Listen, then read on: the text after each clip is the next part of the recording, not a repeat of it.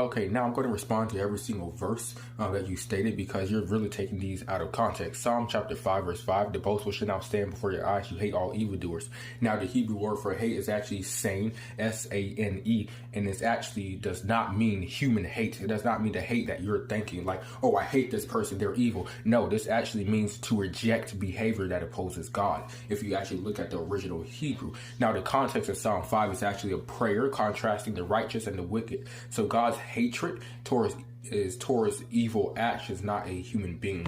Now, Romans chapter 9, verse 13, it says, Jacob I love, but Esau I hated. I actually made a video about this before. So the Greek word for hated is Misio, which actually means to love less or to reject in preference of another. So actually, the context of this, Paul is discussing God's sovereign choices for his plan of redemption, like the lineage of the Messiah. So once again, please read the context, maybe even the original language. Luke chapter 12, verse 5, fear him who after killing has authority to cast into hell. Yes, once again, what does it say, right? Has the authority to cast into hell. Of course, yes, he has the authority. That doesn't mean he put you there. Jesus warns about ultimate judgment, and the fear is God's justice, not personal animosity. So once again, people, you saying that God throws people there, that's false, right? For example, a cop can put someone in jail. That doesn't mean the cop forced you or made you go in jail. It's because of your actions, right? Now, Revelation chapter 19, verse 5, praise our God, all you servants who fear him, both small and great.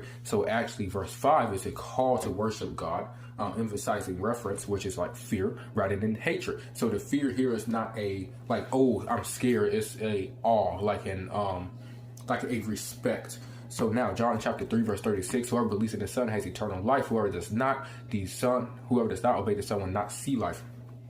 Now, I don't get the problem with this verse. Once again, he's offering you an invitation.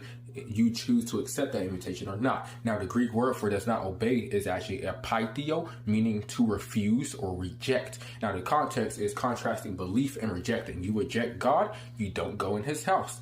I don't understand what the problem is there. Now, Ezekiel chapter 5, verse 13, I will sprinkle with a sword, your sin will be upon you. So God actually pronounces judgment because of Israel's rebellion in this verse.